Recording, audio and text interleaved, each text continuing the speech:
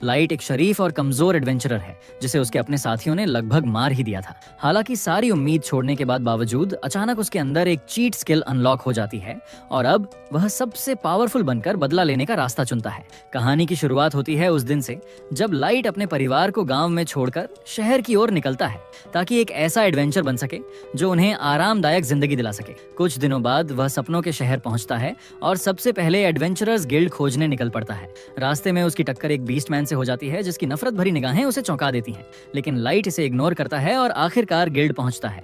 वहां एक रिसेप्शनिस्ट उसका स्वागत करती है और उससे उसका स्किल पूछती है ताकि उसे सही रैंक दी जा सके। लाइट बताता है कि उसके पास अनलिमिटेड गाचा नाम की स्किल है। ये सुनकर रिसेप्शनिस्ट कंफ्यूज हो जाती है। तब लाइट उस स्किल को एक्टिवेट करता है और एक कार्ड समन करता है जो बदलकर एक टूटा हुआ फोर्क बन जाता है। ये क्या हो गया? ये देख रिसेप्शनिस्ट और भी ज्यादा कंफ्यूज्ड हो जाती है, लेकिन लाइट उसे समझाने की कोशिश करता है कि उसकी स्किल बिल्कुल बेकार नहीं है। फिर भी जब वह सड़ा हुआ फूड तक समन करने लगता है तो रिसेप्शनिस्ट हार मानकर उसे एफ रैंक एडवेंचरर रजिस्टर कर देती है और बताती है कि वह फिलहाल सिर्फ मैनुअल लेबर वाले काम ही कर सकता है। इसके बाद लाइट जॉब बोर्ड पर क्वेश्चंस पढ़ने की कोशिश करता है, लेकिन भाषा उसके छोटे दिमाग के लिए बहुत कॉम्प्लेक्स होती है। शुक्र है रिसेप्शनिस्ट उसे बताती है कि कहां पर एक दिन का काम मिल सकता है। वह पूरे दिन कड़ी मेहनत करके कुछ काम करता है, लेकिन रात में जब वह किसी होटल की तलाश में होता है तो उसकी टक्कर फिर से कुछ बीस्टमैन से हो जाती है। वे उस पर गाली गलौज करते हैं और उसके कपड़े गंदे करने का बहाना बनाकर उससे पैसे मांगते हैं।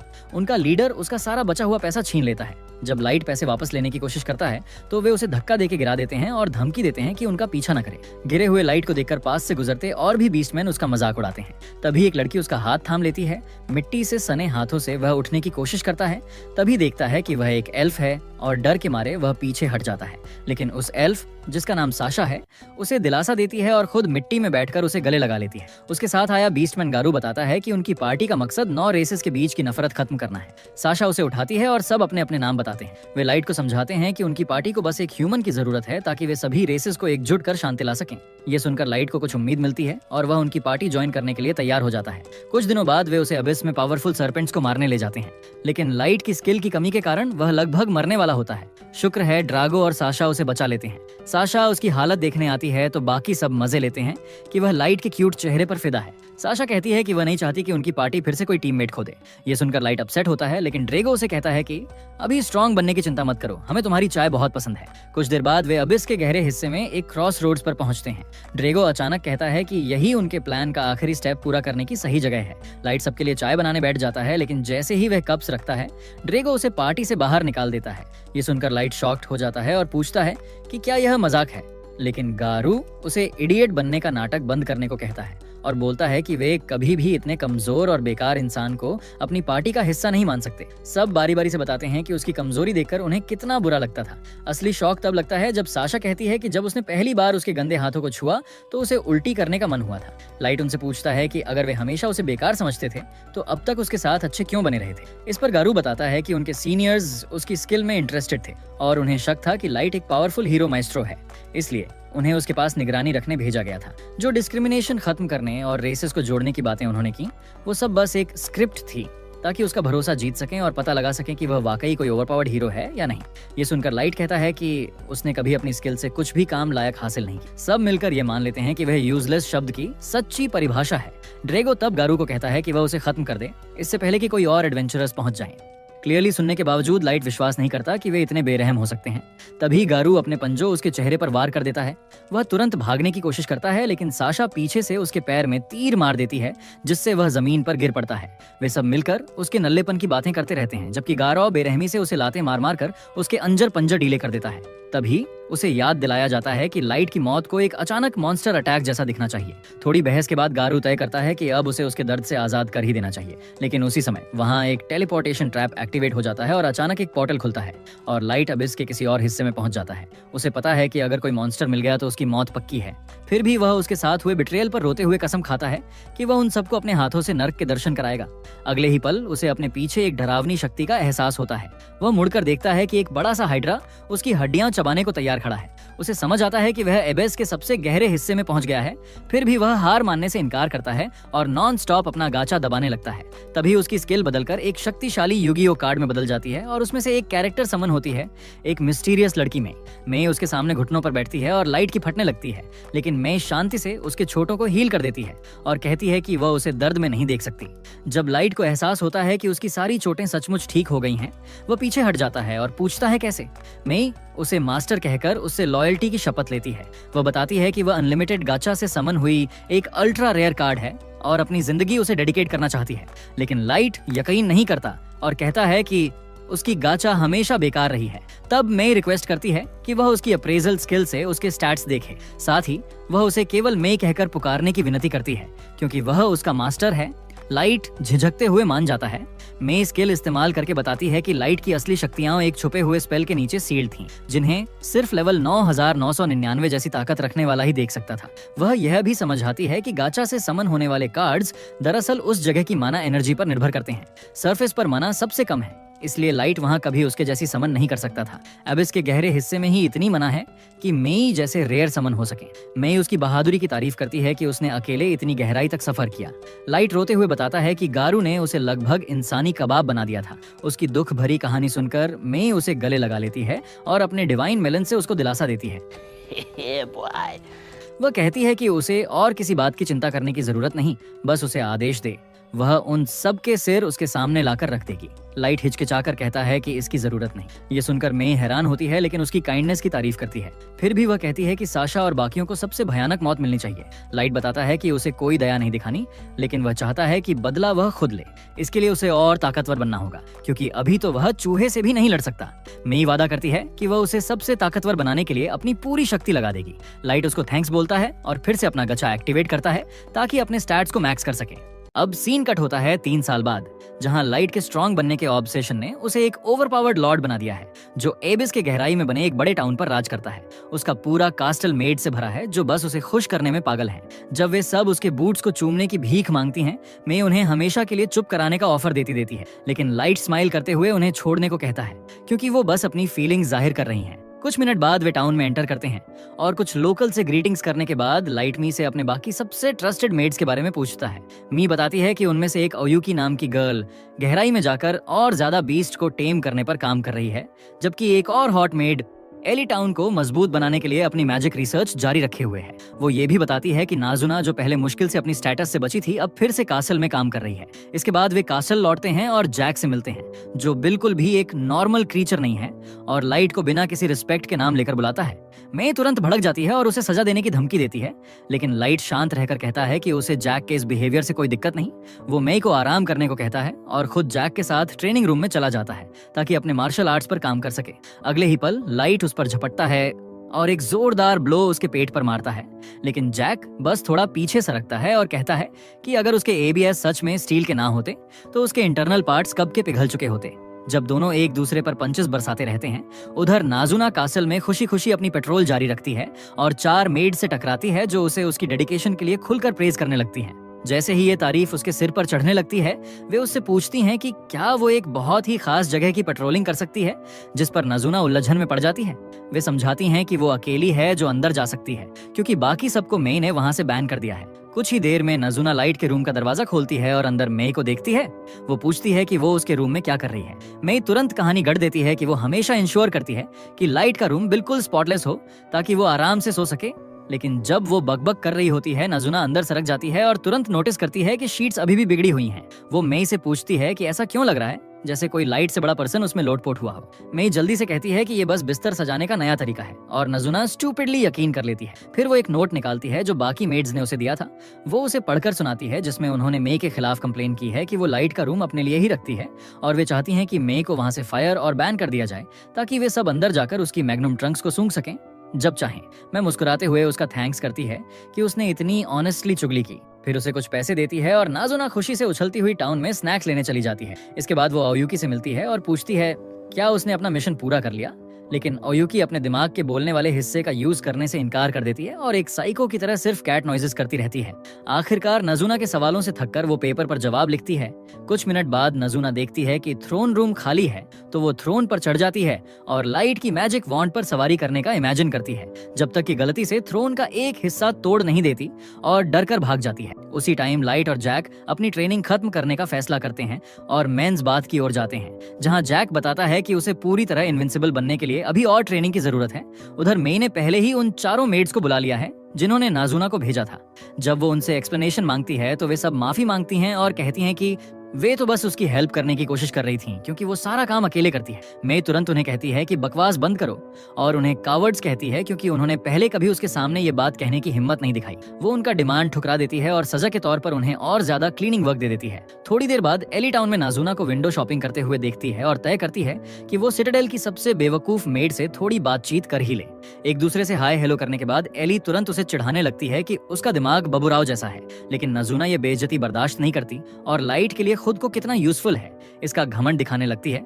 एली फिर उसे बताती है कि उसने लाइट के साथ उसके रूम में एक प्राइवेट टी डेट की थी, लेकिन नाजुना उस रूम वाले हिस्से को पूरी तरह भूल जाती है और कहती है कि उसे भी लाइट के साथ टी पीनी है। इस पर एली समझ जाती है कि नाजुना के ब्रेन सेल्स दिन ब दिन घटते जा रहे हैं। वहीं कासल में वो चारों शेमलेस क्रीप्स जो लाइट के पीछे पागल हैं, अभी अभी अपनी सजा पूरी कर चुकी हैं। अब वे एक टेबल पर बैठती हैं और मे को क्रूअल और चालाक लोमड़ी कहते हुए उसकी बुराई करने लगती हैं। उन्हें याद आता है कि लाइट पूरे 3 महीने तक मे के साथ अकेला था जब तक उसने ओयुकी को समन नहीं किया था। अब वे ये सोचकर फैंटेसाइज करने लगती हैं कि उन 3 महीनों में लाइट ने उसके साथ कौन कौन सी नॉटी चीजें की होंगे। गुस्से और जेलसी में वे एक डेस्परेटली प्रेयर करती हैं कि यमराज आए और मे को हमेशा के लिए उठा ले जाए। उसी वक्त मे कमरे में आती है और पूछती है क्या वे उसी की बात कर रही थी।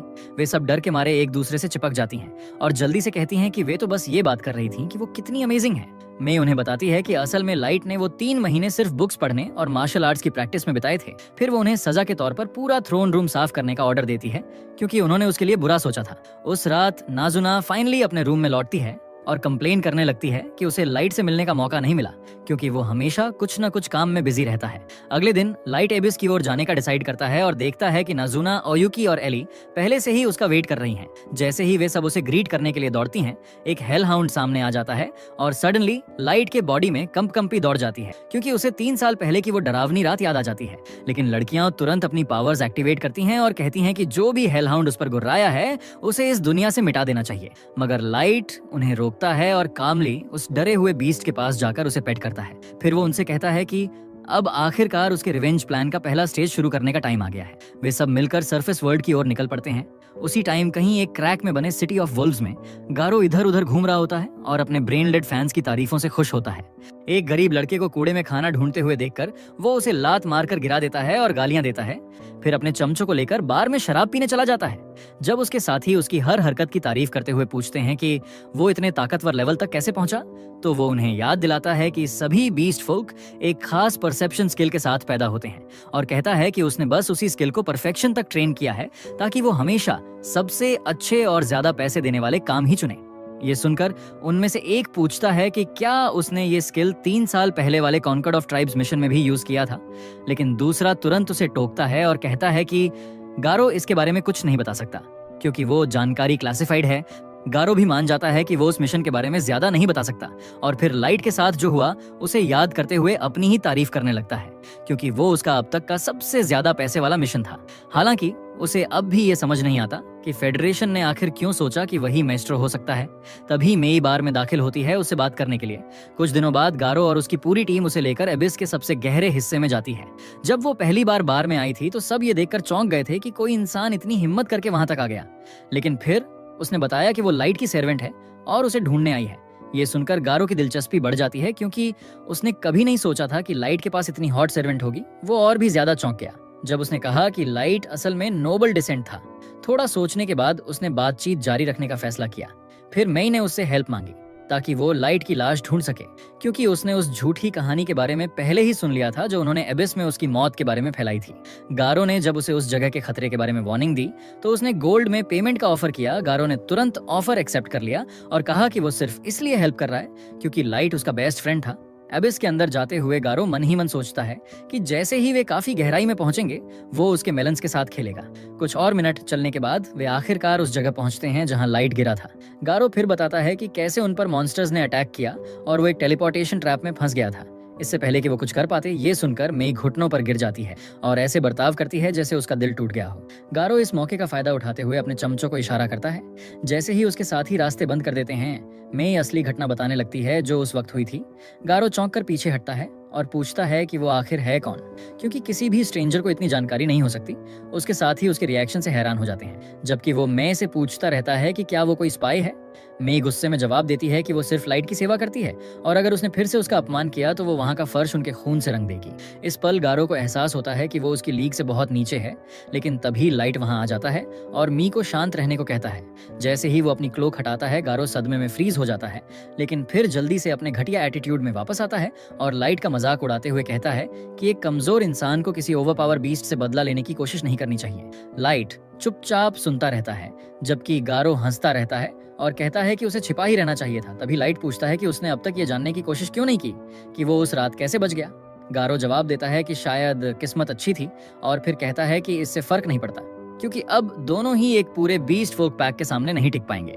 अगले ही पल उसके दो साथी गारो के साथ आगे बढ़ते हैं, लेकिन सडनली मेई उनकी गर्दनें उड़ा देती है। फिर लाइट उसे कहता है कि सभी एग्जिट्स ब्लॉक कर दो और जैसे ही मेई पीछे हटती है, गारो अपने बाकी चमचों से कहता है कि घबराना बंद करो, क्योंकि उन्होंने क्लियरली कोई चीप ट्रिक यूज किया है इतना पावरफुल अटैक करने के लिए। तभी लाइट पूछता है कि क्या उसने कभी ये सोचने की कोशिश की है कि शायद वीक तो वो खुद ही है।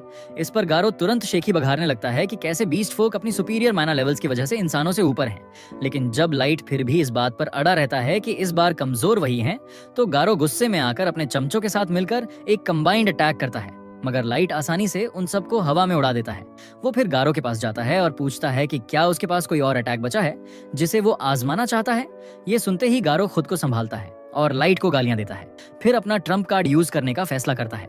वो एक लेवल 500 फेनरिर को बुलाता है और लाइट को मौका देता है कि अगर चाहे तो अब अपनी जान की भीख मांग ले। लेकिन लाइट हंसकर कहता है कि इतना कमजोर फेनरिर उसके लिए कुछ भी नहीं। इस पर गारो चिल्लाता है कि क्या वो एबिस में इतना टाइम रहने के बाद पागल हो चुका है। लाइट जवाब में कहता है कि वो एक ही जगह खड़ा रहेगा ताकि गारो अपना सबसे पावरफुल अटैक यूज कर सके। अगले ही पल लाइट पर इतना जबरदस्त धमाका होता है कि वो पूरा गांव जलाने के लिए काफी होता। लेकिन जब धूल हटती है तो लाइट अपने जैकेट से धूल झाड़ता दिखता है और बोलता है, बस इतना ही। गारो पसीने से तरबतर हो जाता है और अपनी आंखों पर यकीन नहीं कर पाता। तभी लाइट एक लेवल 9000 लेवल फेनरिट गॉड बुलाता है। सिर्फ एक नॉर्मल आइस स्किल से वो फेनरिट गॉड गारो के मॉन्स्टर को फिनिश कर देता है। ये देखकर उसके चमचे डर के मारे पैंट गीली कर देते हैं, जबकि गारो कांपते हुए पूछता है कि लाइट ने इतना पावरफुल मॉन्स्टर आखिर बुलाया कैसे। लाइट कहता है कि वो चाहे तो खुद ही उस फेनरिट को हरा सकता था और फिर अपना रियल करंट लेवल दिखाता है, लेकिन गारो इसे मानने से इनकार कर देता है और कहता है कि वो कोई इम्पोस्टर होगा, क्योंकि असली लाइट तो 3 साल में और बड़ा हो गया होता। इस पर लाइट उसे ब्रेसलेट ऑफ यूथ दिखाता है और बताता है कि उसने इसे इसलिए पहनना शुरू किया ताकि वो उस रात का दर्द कभी ना भूल पाए।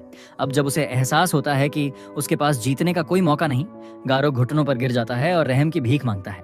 वो ये भी कहता है कि मेई पर हमला करने की साजिश उसके चमच्चों ने की थी और वो तो बस फेडरेशन के ऑर्डर्स का पालन कर रहा था। जब लाइट पूछता है कि फेडरेशन किसी मैस्ट्रो को क्यों ढूंढ रही है और उसे खत्म करने का ऑर्डर क्यों दिया गया, तो गारो कहता है कि उसे कुछ नहीं पता, वो तो बस पैसे लेकर काम करता था। तभी उसके चमचे कहते हैं कि उनके पास जवाब है, लेकिन मैं तुरंत उन सबको काटकर छोटे छोटे टुकड़ों में बदल देती है। अगले ही पल लाइट गारो से उसके थॉट्स पूछता है अपने उस प्लान के बारे में जिसमें वो सरफेस वर्ल्ड पर वॉर शुरू करने वाला है, और उसे वार्निंग देता है कि सच बोले, क्योंकि मे की आई ऑफ ट्रूथ किसी भी झूठ को पकड़ लेगी।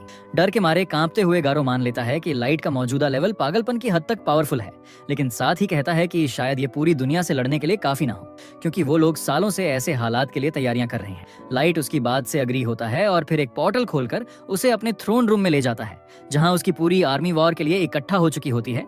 वो फिर अपने थ्रोन की ओर बढ़ता है और सबको ऑर्डर देता है कि अपने स्टैट्स दिखाओ। फिर गारो से पूछता है कि क्या अब भी वो वैसा ही सोचता है। जब गारो उन सब ओवरपावर्ड मॉन्स्टर्स और मेड्स को देखता है तो उसका दिमाग सुन्न पड़ जाता है और वो समझ नहीं पाता कि उसके सामने क्या हो रहा है। आखिरकार वो हिम्मत जुटाकर पूछता है कि क्या लाइट कोई गॉड है। लाइट मुस्कुराकर जवाब देता है कि उसका अगला कदम इस पर डिपेंड करता है कि जब वो सरफेस वर्ल्ड से जवाब मांगेगा तो वो कैसे रिस्पॉन्ड करेंगे। थोड़ी देर बाद लाइट अपनी आर्मी के पहले ग्रुप को लेकर सरफेस की ओर जाता है और फैसला करता है कि शुरुआत अपनी फैमिली से मिलकर करेगा। लेकिन जब वे आखिरकार काफी करीब पहुंचते हैं तो वो शॉक्ड रह जाता है, क्योंकि उसका होम टाउन देखकर लगता है कि वो बहुत टाइम पहले ही डिस्ट्रॉय हो चुका है। 1 महीने तक जो भी अवशेष मिले उनके लिए ग्रेव्स खोदने के बाद लाइट उन्हें रिस्पेक्ट देता है और उम्मीद बनाए रखता है, क्योंकि उसके भाई बहनों के रिमेन्स अब तक नहीं मिले थे। एक पावरफुल वॉरियर गोल्ड सजेस्ट करता है कि उन्हें अब आगे बढ़ना चाहिए ताकि ओपन फील्ड में कैंप लगाने से बचा जा सके। लेकिन दूसरी वॉरियर नेमुमु इस बात पर गुस्सा हो जाती है कि वो इतना इंसेंसिटिव कैसे हो सकता है। जब वो लगातार गोल्ड को डांटती रहती है कि वो लाइट के शोक के बीच उसे जल्दी आगे बढ़ने को कह रहा है, तो गोल्ड कहता है कि ये सबसे सही फैसला है, क्योंकि लाइट को अब भी स्ट्रेटेजिकली आगे बढ़ना होगा ताकि जीत सुनिश्चित हो सके। आखिर में लाइट दोनों को रोकता है और गोल्ड की बात से अग्री होता है कि उन्हें जल्दी आगे बढ़ना चाहिए, क्योंकि सिर्फ एक स्ट्रॉन्ग आर्मी होना ये मतलब नहीं कि वे बिना किसी सॉलिड प्लान के हर शहर पर अटैक शुरू कर दें। वो एक आखिरी बार अपने बर्बाद होम टाउन की ओर देखता है और लगभग अपनी पावर्स पर कंट्रोल खो देता है। तभी गोल्ड उसे याद दिलाता है कि उसका जरा सा भी आउटबर्स्ट अनवांटेड अटेंशन अट्रैक्ट कर सकता है। कुछ देर बाद नेमुमु पूछती है कि वे अभी आसमान में क्यों उड़ रहे हैं, तो लाइट पहले उसे याद दिलाता है कि वो उसे उसके असली नाम से नहीं बल्कि डार्क कहकर पुकारे, ताकि कॉन्कॉर्ड ऑफ ट्राइब्स में से कोई उसे पहचान न सके। फिर वो समझाता है कि उसका प्लान है डगस सिटी की एडवेंचरर्स गिल्ड में शामिल होना, ताकि उन्हें अपने दुश्मनों के बारे में और जानकारी मिल सके। उसी वक्त वे दूर से शहर को देख लेते हैं, तो वो उड़ना बंद करने का फैसला करता है ताकि उन पर नजर न पड़े। लेकिन जैसे ही वे जंगल में उतरते हैं, उन्हें शोर सुनाई देता है और वे देखते हैं कि कुछ ड्वार्व्स ने एक इंसान को घेर रखा है। वो इंसान उनसे अपने बेटे की जान बख्शने की विनती कर रहा होता है। तभी उनमें से एक गोल्ड की आर्मर की चमक देख लेता है और तुरंत चिल्लाने लगता है। नेमुमु उस पर चिल्लाती है कि उसने खुद पर ध्यान क्यों खींचा, और जब गोल्ड कहता है कि वो अपने ड्रिप के बारे में कुछ नहीं कर सकता, तब दोनों मिलकर उन ड्वार्व्स को बांध देते हैं। वो आदमी उन्हें अपनी कैरेज में बैठाकर राइड ऑफर करता है और थैंक्स कहता है। फिर पूछता है कि क्या वे लोग एक पार्टी हैं जो डगस डंजन्स में हाई पेइंग क्वेस्ट ढूंढ रहे हैं। जब लाइट बताता है कि उन्होंने तो अभी तक एडवेंचरर के रूप में रजिस्टर भी नहीं किया, तो वो हैरान हो जाता है और कहता है कि उन्हें जरूर करना चाहिए, क्योंकि उनके जैसे पार्टी की सक्सेस तय है। डागस पहुंचने पर वो आदमी खुद को करनाल के नाम से इंट्रो देता है और बताता है कि उसका होटल कहाँ है। फिर अपने बेटे के साथ अंदर चला जाता है। इसके बाद लाइट गोल्ड और नेमुमु को शहर में घुमाने ले जाता है ताकि वे देख सकें कि डार्फ कल्चर कैसा है। जब वे आखिरकार गिल्ड पहुंचते हैं, तो नेमुमु नोटिस करती है कि इंसान बाकी रेस से कितना डरे हुए हैं। लाइट भी इसे महसूस करता है, लेकिन फिलहाल रजिस्ट्रेशन पर ध्यान देने का फैसला करता है। मगर जैसे ही रिसेप्शनिस्ट कहती है कि उसे एफ रैंक एडवेंचरर के रूप में शुरू करना होगा, नेमुमु अपना आपा खो देती है और उसके ऊपर चिल्लाने लगती है। लाइट तुरंत उसके लिए माफी मांगता है और कहता है कि वो कोई भी रैंक एक्सेप्ट कर लेगा, बस उसे रजिस्टर कर दो। कुछ मिनट बाद नेमुमु घुटनों पर गिरकर लाइट से माफी मांगती है, लेकिन वो उसे शांत करता है और कहता है कि चिंता मत करो, वो अब भी सरफेस की जिंदगी में ढल रही है। फिर वे करनाल के होटल में वापस जाते हैं और वो खुशी से उनका वेलकम करता है। वो वादा करता है कि उनकी हर जरूरत का ध्यान रखेगा। तो लाइट कहता है कि वो पूरे टॉप फ्लोर को 1 महीने के लिए किराए पर लेगा और वहां किसी को ऊपर जाने की इजाजत नहीं होगी। वो फिर करनाल को सिक्कों से भरी एक भारी थैली देता है, लेकिन जब करनाल पैसे लेने से मना करता है, तो लाइट कहता है कि इसे एक और रिक्वेस्ट समझ लो। बाद में वो टॉप फ्लोर को प्रोटेक्टिव मैजिक से सुरक्षित करता है ताकि कोई उन पर हमला या जासूसी न कर सके। जैसे ही वो आखिरकार आराम करने की कोशिश करता है, नेमुमु कहती है कि उसे खुद को सरफेस पर लाने की जरूरत नहीं थी, क्योंकि वो खुद को खतरे में डाल रहा है। सब कुछ अकेले संभाल कर ये सुनकर लाइट पूछता है कि क्या वो उसे उसके अपने मिशन से दूर रखना चाहती है, और उसके गुस्से से पूरा होटल हिलने लगता है। वो तुरंत घुटनों पर गिर जाती है और उससे माफी मांगती है कि उसने इतनी फूलिश बात कैसे कह दी। लेकिन लाइट अब भी नाराज रहता है, जब तक कि गोल्ड ये नहीं कहता कि लाइट का खुद ही रिवेंज प्लान संभालने का फैसला ये साबित करता है कि वो कितना डेडिकेटेड और फीलेस है। इस छोटी सी बात से लाइट को समझ आता है कि नेमुमु तो बस उसकी सेफ्टी को लेकर वरीड थी, इसलिए वो उसे माफ कर देता है। लेकिन नेमुमु जिद करती है कि वो फिर से अपनी अलीजेंस की शपथ लेकर माफी जताना चाहती है। जब लाइट उसकी बात मान लेता है, तो वो उसके बिना धुले पैरों को उठाती है और धीरे धीरे उन्हें किस करने लगती है। तभी गोल्ड मजे लेते हुए बोलता है कि वो कितनी ठरकी है। नेमुमु तुरंत अपना ऑनर का बचाते हुए कहती है कि उसने तो बस रेस्पेक्ट दिखाया है। इससे पहले कि बात और बढ़े, लाइट चुपचाप वहां से खिसक लेता है। अगले दिन वे डंजन की ओर निकलते हैं और वहां लंबी लाइन देखते हैं जिसमें कई पार्टीज अंदर जाने का वेट कर रही हैं, तो वे भी शामिल हो जाते हैं। लाइट फिर नेमुमु से कहता है कि उसके मिलन्स को उसकी पीठ में घुसाना बंद करे, लेकिन वो कहती है कि ये उसे सेफ रखने का तरीका है। इसी बीच 2 हुडेड एडवेंचरर्स अचानक एक यंग ह्यूमन बॉयज की पार्टी के आगे लाइन में घुस जाते हैं। लाइट की नजर तुरंत उस आदमी पर जाती है जिसकी पीठ पर एक ह्यूज तलवार टंगी है, क्योंकि वो काफी स्ट्रांग लगता है। फिर भी लाइट उन्हें काल्मली कहता है कि लाइन छोड़कर पीछे चले जाएं, जैसे बाकी सब। जब वे पूछते हैं कि उसे पता भी है कि वो किससे बात कर रहा है, तो लाइट कहता है कि वो अब तक हुड्स पहने हुए हैं, तो पहचानना तो नामुमकिन है। तभी गोल्ड और नेमुमु कहते हैं कि क्या उन्हें ये भी नहीं पता कि लाइंस कैसे काम करती हैं। ये सुनकर तलवार वाला गोल्डिलॉक्स अपनी तलवार खींच लेता है लेकिन उसका साथी उसे रोकता है और कहता है कि इस झंझट का कोई फायदा नहीं। वो जाने का फैसला करता है, लेकिन जाते जाते लाइट से कहता है कि बहुत जल्द उसका पेबैक मिलेगा। तभी आसपास के सारे इंसान लाइट को घेर लेते हैं और उसकी हिम्मत की तारीफ करते हुए कहते हैं कि वो कभी ऐसी बात कहने की हिम्मत नहीं जुटा पाते। यंग बॉयज भी मानते हैं कि वे झगड़ा शुरू करने से डर गए थे। फिर उनमें से एक गोल्ड का आर्मर देखकर पूछता है कि क्या वो असली है। गोल्ड थोड़ा दिखावा करने की कोशिश करता है, लेकिन नेमुमु जल्दी से कह देती है कि वो तो बस एक फैंसी कॉस्ट्यूम है जो वो अपने नाइट ऑब्सेशन को दिखाने के लिए पहनता है। इस बार गोल्ड पहली बार उसके झूठ के साथ चलने का फैसला करता है। इसके बाद लड़के पूछते हैं कि क्या ये उनका फर्स्ट टाइम है डंजन में, क्योंकि उनके पास बाकी सबकी तरह कैंपिंग गियर नहीं है। फिर वो बताते हैं कि डागस के डंजन्स बहुत बड़े होते हैं, इसलिए लोग कैंपिंग गियर लेकर आते हैं क्योंकि उन्हें अक्सर कई दिन अंदर ही बिताने पड़ते हैं। तभी गार्ड्स उनका नाम पुकारते हैं तो वे लाइट को शुभकामनाएं देकर अंदर चले जाते हैं। कुछ पल बाद लाइट, गोल्ड और नेमुमु भी अंदर जाते हैं। कुछ देर चलने के बाद वे एक बिल्कुल नई दुनिया जैसे लेवल पर पहुंचते हैं। तो लाइट फैसला करता है कि वो कंसीलमेंट और फ्लाइट मैजिक का यूज करके इलाके को एक्सप्लोर करेगा। जब वे विशाल जंगलों के ऊपर उड़ रहे होते हैं तो कीटो अपनी तलवार निकालता है और एक ऑर्क्स के झुंड पर गुस्सा उतारने लगता है। यनाक वेट करता है कि वो उनके सिर काट दे, फिर याद दिलाता है कि वे तो यहाँ और ताकतवर मॉन्स्टर्स पर अटैक करने आए थे। कीटो गुस्से में कहता है कि चुप रहो, क्योंकि वो अब तक उस बात को नहीं भूल पाया कि एक पिप स्क्वीक जैसे लाइट ने एक एलीट एल्फ का अपमान किया था, जो एक माइस्ट्रो का वंशज है और जिसने पहले ही एल्फ वॉरियर्स की अधिकतम लेवल लिमिट पार कर ली है। यनाक फिर उसे शांत करने की कोशिश करता है, लेकिन कीटो बड़बड़ाता रहता है और कहता है कि उसे और ताकतवर बनना होगा ताकि कोई फिर कभी उसकी इंसल्ट न कर सके। यनाक वादा करता है कि वो उसकी ये इच्छा पूरी करेगा, लेकिन कीटो को थोड़ा शक होता है और मन में तय करता है कि जैसे ही अग्रीमेंट पूरा हो जाएगा वो उसे खत्म कर देगा।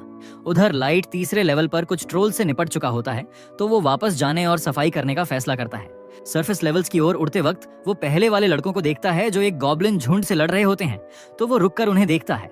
अगले ही पल वो नीचे उतरकर उनके साथ शामिल हो जाता है और एक वाइपर की खोपड़ी तोड़ देता है। फिर उन्हें वार्निंग देता है कि डंजन में लड़ते वक्त सावधान रहें, क्योंकि यहाँ हर तरफ डेथली मॉन्स्टर हैं। सब उसका धन्यवाद करते हैं। तभी वो एक पावरफुल ऑनरा महसूस करता है और देखता है कि एक डेमन वॉल्व्स का झुंड उनकी ओर दौड़ रहा है। लड़के घबरा जाते हैं, लेकिन लाइट उन्हें कहता है कि घबराओ मत, ये वुल्व्स तो असली खतरे से भाग रहे हैं। जैसे ही वे आगे निकलते हैं, एक ह्यूज डीमन मंटिस जंगल को चीरते हुए निकलता है और फैसला करता है कि उन सबको अपना डिनर बनाएगा। सभी बच्चे डर गए, क्योंकि वो क्रीचर तो वहां होना ही नहीं चाहिए था। वो तो बहुत पहले एक्सटिंक्ट हो चुका था। वो यंग बॉय बहुत काइंड होता है, तो उसने लाइट से कहा कि वो सब मिलकर पूरी कोशिश करेंगे कि सब लोग भाग सकें। लेकिन हमारा प्रोटैगनिस्ट ऐसा नहीं सोचता। उसे वो कीड़ा फनी लगता है और उसे खत्म करना चाहता है। उसके दोस्तों के मुताबिक मैंटिस का लेवल शायद 500 के आसपास होगा या कुछ ऐसा ही। फिर भी वो बच्चा उनसे कहता है कि प्लीज बेवकूफी बंद करो और अब निकल जाओ, जब तक मौका है। हमारा प्रोटैगनिस्ट जवाब देता है कि वो कोई उसकी माँ नहीं है। वो अपने साथियों को अटैक का ऑर्डर देता है और गोल्ड बिना झिझक उस क्रीचर की ओर दौड़ जाता है। लेकिन नेमुमु भी उस चीज की धुलाई करना चाहती है। हालांकि गोल्ड अब तक अपनी पूरी ताकत नहीं दिखा रहा था। वो देखता है कि उस क्रीचर के साइड्स बहुत मजबूत हैं और उसकी सोर्ड ने तो उसे खरोंच तक नहीं पहुंचाई। लाइट कुछ और ट्राई करना चाहता है, इसलिए वो एक कार्ड निकालता है जिस पर फायरबॉल जिट्सू लिखा होता है और तुरंत उसे लॉन्च करता है, लेकिन वो मॉन्स्टर पर कोई असर नहीं करता। इस बीच बच्चों का लीडर अपने दोस्त को सपोर्ट मैजिक यूज करने के लिए कहता है, लेकिन उसकी दोस्त जो मेज है उसे चुप करा देती है, क्योंकि उसने देखा कि उन्होंने अनफॉर्मुलेटेड कॉम्बैट क्लास स्पेल यूज किया है, जो कि काफी अनबिलाइवेबल है। उसी तरह वो लड़का अब भी वरीड है, इसलिए गोल्ड उसे शांत करता है और कहता है कि क्योंकि वो दोनों एक जैसे वेपन्स यूज करते हैं, ये सही वक्त है उसे सिखाने का कि उन्हें कैसे यूज किया जाए। फॉर एग्जाम्पल, लोग आमतौर पर शील्ड से खुद को बचाते हैं और वेपन से हमला करते हैं, लेकिन वो शील्ड की एक मार से दिखाता है कि सही वक्त पर बचाव करके कोई बहुत सीरियस नुकसान पहुंचा सकता है। इससे दुश्मन चौंक जाता है और पलटवार का अच्छा मौका बन जाता है। लड़ाई में सिर्फ पावर या स्ट्रैटेजी ही नहीं चाहिए होती, बल्कि क्रिएटिविटी भी जरूरी होती है। बच्चे आंखें फाड़ कर देखते हैं, क्योंकि उन्हें लगा था कि गोल्ड बस डींगे मारता है। ये देखकर हमारा प्रोटैगनिस्ट भी पीछे नहीं रहना चाहता और वो फिर से एक कार्ड निकालता है जिसमें फायर मैजिक होती है। वो फायर आरोज की बारिश करता है, जिसे देखकर ऐसा लगता है जैसे मैंटिस ने उन्हें डॉज कर लिया, लेकिन नहीं। लाइट उन्हें रिमोटली कंट्रोल कर रहा होता है और उस लड़की को भी इम्प्रेस करता है जो मैजिक यूज करती है। मगर मैंटिस उतनी बेवकूफ नहीं जितना वो सोच रहे थे। वो देखती है कि वो हार रही है और तुरंत जंगल की ओर भागती है, लेकिन लाइट उसे जाने की परमिशन नहीं देता और फिर से एक फायरवॉल खड़ी कर देता है ताकि वो रुक जाए। वो लड़की पागल सी हो जाती है, क्योंकि ये सब बहुत अनबिलीवेबल है, लेकिन डरने की बजाय उसे ये बहुत अच्छा लगता है, क्योंकि उसे मैजिक से बहुत प्यार है और ये देखना उसके लिए किसी सपने जैसा है। फिर भी वो मैंटिस अभी हारी नहीं थी और वो उड़ने की कोशिश करती है। अब नेमुमु की बारी आती है, जो एक जबरदस्त छलांग लगाकर खेल वही खत्म कर देती है। उसे उस मॉन्स्टर पर थोड़ा अफसोस भी होता है, क्योंकि जितने भी एडवेंचरर्स उससे पहले मिले थे वो सबको एक ही वार में खत्म कर देती थी। उसे लगता है उसने अच्छा काम किया, लेकिन गोल्ड कहता है कि उसने गड़बड़ कर दी क्योंकि उसने क्रिएचर का पूरा शेल नहीं तोड़ दिया। अब उनके पास बेचने के लिए कुछ बचा ही नहीं। बेचारी नेमोमो फिर से डर जाती है और तुरंत अपने मास्टर से माफी मांगने लगती है, जबकि बच्चे अब भी समझ नहीं पा रहे कि उन्होंने अभी क्या देखा। लेकिन वो लड़का जो थोड़ा एक्सपीरियंस एडवेंचरर है, खतरा उठाकर मैंटिस के रिमेन्स के ढेर में जाता है और उसका मैजिक स्टोन ढूंढ निकालता है, जो असल में उसका हार्ट होता है, और ये साबित करता है कि उन्होंने उसे हराया और अब वे अपने रैंक में ऊपर जा सकते हैं। लेकिन वो लड़का ये नहीं जानता और सोचता है कि लाइट और उसकी टीम कोई कॉन्फिडेंशियल काम करने वाले फेमस एडवेंचरर्स हैं। लाइट उससे पूछता है कि क्या वो बी, ए या एस रैंक एडवेंचरर है, लेकिन जब उन्हें पता चलता है कि वो सब तो एफ रैंक के बिगिनर्स हैं, तब भी उनकी हैरानी कम नहीं होती, क्योंकि उन्होंने अपनी आंखों से देखा कि कैसे उन्होंने एक हग मैंटिस को हराया। वो ऑब्जर्वेंट लड़की नोटिस करती है कि वो लड़ते हुए गंदे हो गए हैं, इसलिए वो थोड़ा मैजिक यूज करती है ताकि सब अपने हाथ साफ कर सकें। गोल्ड बहुत ग्रेटफुल होता है क्योंकि उसके मास्टर के हाथ बहुत गंदे हैं। उनके खुद के भी हाथ गंदे हैं और उन्हें भी धोना चाहिए, लेकिन वो सब बहुत मॉडेस्ट लोग हैं। बस उनका ब्लॉन्ड वाला दोस्त छोड़कर सब लोग साफ सुथरे हो जाते हैं और आज के लिए एक दूसरे को थैंक्स कहते हैं। और क्योंकि अब शाम होने लगी है और वो सब उन्हें अपने साथ कैंपिंग के लिए इनवाइट करते हैं। लाइट को असल में इसकी जरूरत नहीं है, लेकिन वो दूसरों के साथ घुलने मिलने की आदत डालना चाहता है, इसलिए वो मान जाता है। और जो लड़की लीडर की छोटी बहन होती है वो बहुत एक्साइटेड है क्योंकि उसे मैजिक के बारे में बात करनी है। वो सब खाते वक्त इसी बारे में बातें करते हैं। हमारा प्रोटैगनिस्ट उसे बताता है कि उसके मॉम डैड भी शायद मैजिशियंस थे और लड़की को लगता है कि यही वजह है कि उसका लेवल इतना हाई है और वो इतनी पावरफुल मैजिक स्पेल्स कर पाता है। उसकी बहन बेवकूफी भरे सवाल पूछने वाली होती है, तभी वो समझाती है कि स्पेल्स या मैजिक के 3 प्रकार होते हैं। पहला होता है फाइटिंग मैजिक, जिसमें सिंपल चीजें होती हैं जैसे फायर या आइस फेंकना, लेकिन टैक्टिकल क्लास ज्यादा हाई होती है, जैसे लाइट ने अभी किया। आखिर में स्ट्रैटेजिस्ट मैजिक होती है, जो सबसे कॉम्प्लेक्स होती है। इसमें लिटरली नेचुरल डिजास्टर्स को कंट्रोल करना शामिल है, जो एक अकेले इंसान के लिए इम्पॉसिबल है, इसलिए इसे कई मैजिशियंस मिलकर करते हैं। और किसी दूसरी रेस जैसे एल्व्स के लिए लाइट जैसा स्पेल सिंपल है, लेकिन इंसान के लिए तो ये यूनिमजिनेबल है, इसीलिए ये इतना अमेजिंग है। और वो लड़की यकीन करती है कि ये बंदा जरूर दुनिया पर अपनी छाप जरूर छोड़ेगा। इस तरह वो गोल्ड और नेमोमो का भी दिल जीत लेती है, क्योंकि वो जानती है कि उसका लॉर्ड सच में काबिल है। अपनी छोटी बहन को इतना एक्साइटेड देखकर लड़का उसे शांत करता है और लाइट से कहता है कि उसे मैजिक के बारे में कुछ पता नहीं, लेकिन वो समझ सकता है कि लाइट एक अच्छा इंसान है, और ये बात सब मानते हैं। फिर वो अपनी छोटी बहन को कहता है कि जेलस मत हो, क्योंकि वो जानता है कि वो भी किसी से कम नहीं है। उसे प्रिंसिपैलिटी की मैजिक स्कूल से रिकमेंडेशन मिली थी। लाइट पूछता है कि क्या ये वही प्रिंसिपैलिटी है जहां सभी रेसेस ने समझौता किया था। ये सुनकर गोल्ड भी इंप्रेस होता है।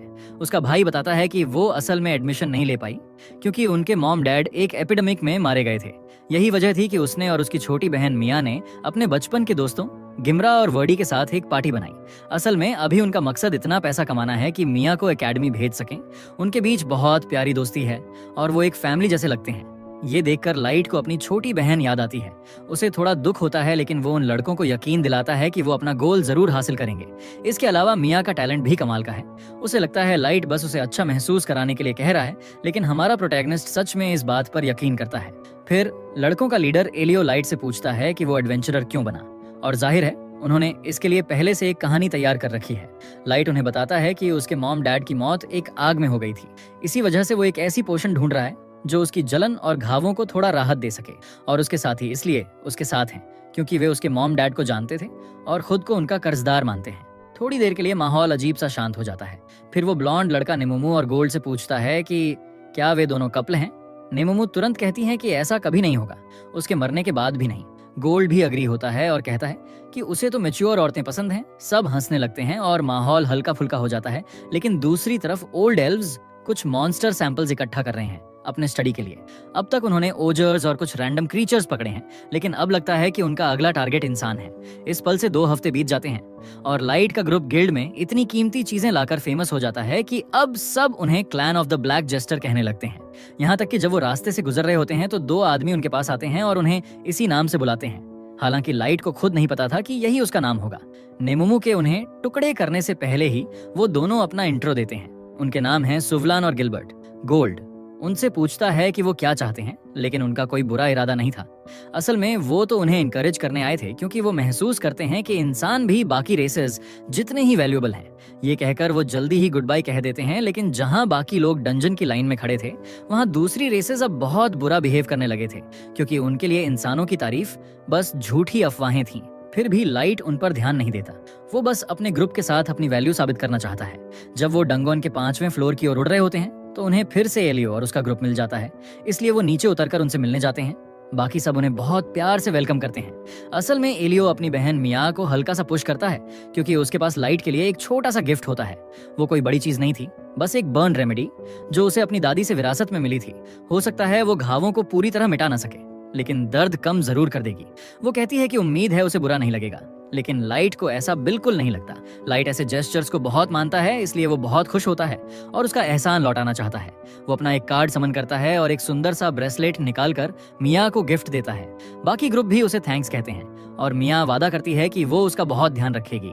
जब वो 5वें लेवल की ओर बढ़ रहे होते हैं, तो नेमोमो पूछती है कि क्या उसे सच में एक सुपर अल्ट्रा रेयर ब्रेसलेट देना सही लगा, वो भी सिर्फ एक बर्न बाल्म के बदले। लेकिन गोल्ड फिर से उसे टोकता है और कहता है कि उसके मास्टर ने बिल्कुल सही किया। उसने एक क्लासी पर्सन की तरह बिहेव किया। वो ब्रासलेट वाकई मिरेकल कर सकता है अगर दिल से कुछ मांगा जाए। ये सुनकर नेमोमो फिर से चुप रह जाती है। आखिरकार जब वो 5वें फ्लोर पर पहुंचते हैं, जो पूरी तरह बर्फ से ढका होता है, तो लाइट अपने साथियों से कहता है कि थोड़े केयरफुल रहें। और फिर वो एक टेलीपोर्टेशन कार्ड निकालता है और अपने पैलेस लौट आता है। वहां मेई और उसके दोस्त पहले से उसका वेट कर रहे होते हैं। चाय पीते वक्त वो लोग मिशन के प्रोग्रेस पर बात करते हैं। लाइट बताता है कि वो बहुत से लोगों से मिल रहा है और उनमें अच्छाई देख पा रहा है, तो फिलहाल ह्यूमैनिटी सेफ है। वो ये भी बताता है कि उसका रिवेंज प्लान बहुत अच्छे से चल रहा है। वो कैट गर्ल को कहता है कि वो जंगल की खोज जारी रखे और अबिस पर नजर रखे, लेकिन उसे नहीं पता कि नाजुना से क्या कहे, क्योंकि वो थोड़ी दिमाग से पैदल है कॉम्प्लेक्स मिशंस के लिए। इसलिए वो बस इतना कहता है कि अगर कोई बड़ा और स्केरी बग दिखाई दे तो वो पैलेस को प्रोटेक्ट करे। नाजुना बेहद खुश हो जाती है और लाइट के लिए इतना ही काफी है। वहीं लाइट अंदर ही अंदर मरे जा रहा था, ये सोचकर कि जब साशा की बारी आएगी तो उसके चेहरे पर कैसा एक्सप्रेशन होगा। इसके बाद हमें पहले वाले एडवेंचरर्स की तरफ लौटते हैं। सुवेलन और गिलबर्ट 3रे फ्लोर पर पहुंचते हैं और देखते हैं कि वो जगह लगभग खाली है, जो थोड़ा अजीब लगता है, लेकिन वो इसे ज्यादा सीरियसली नहीं लेते। सुवेलन को लाइट के बारे में बात करना ज्यादा इंटरेस्टिंग लगता है, क्योंकि उसके बारे में बहुत रिमोर्स हैं। अगर सब सच है तो वो या तो किसी कहानी का हीरो है या किसी लेजेंड का रीइंकार्नेशन, और वो सच में उम्मीद करते हैं कि ऐसा ही हो, क्योंकि वो इंसानों के खिलाफ होने वाले भेदभाव से बहुत तंग आ चुके हैं। उसी वक्त उसे इतना गुस्सा आता है कि उसे हल्का होने की जरूरत महसूस होती है और वो जंगल में चला जाता है। लेकिन लौटते वक्त उसे एक डरावना नजारा दिखाई देता है। कीटो ने उसके सभी साथियों को मार डाला था। सुवेलन अपना होश संभालने की कोशिश करता है, लेकिन हम जानते हैं कि वो एलएफ थोड़ा हिस्टेरिकल है और पेशेंस नहीं रख पाता, क्योंकि कीटो कोई जवाब नहीं दे रहा। सुवेलन जल्दी ही सिचुएशन को समझ जाता है कि सामने वाला एल्फ है और इसका मतलब है कि वो लड़ाई में नहीं जीत सकता। इसलिए वो फोकस करता है गिल्ड को वार्निंग देने पर। कीटो उसे चिढ़ाता है और गिलबर्ट के सिर से खेलने लगता है, लेकिन सुवेलन किसी तरह स्मोक का यूज कर भागने की कोशिश करता है। कीटो को लगता है कि ये बहुत घटिया हरकत है, लेकिन सुवेलन अपनी जान बचाने के लिए दौड़ता है। हालांकि ये ईएलएफ के लिए कोई बड़ी बात नहीं थी। वो बस अपनी तलवार उठाता है और अटैक करता है। वो सुवेलन को टुकड़े टुकड़े करने ही वाला था कि तभी यनाक वहां पहुंचता है। वो कीटो पर गुस्सा करता है क्योंकि उसने सारे इंसानों को मार डाला, जबकि उसे अपने एक्सपेरिमेंट्स के लिए उन्हें जिंदा चाहिए था। अब कीटो के पास कोई और रास्ता नहीं बचता और वो तय करता है कि आगे से ज्यादा सावधानी बरतेगा। वहीं यनाक फिर से उस ट्रैश के साथ खेलने के लिए एक्साइटेड दिखता है। और ये एपिसोड यही खत्म होता है। मिलते हैं अगले एपिसोड में, और हाँ, लाइक और सब्सक्राइब करना न भूलें।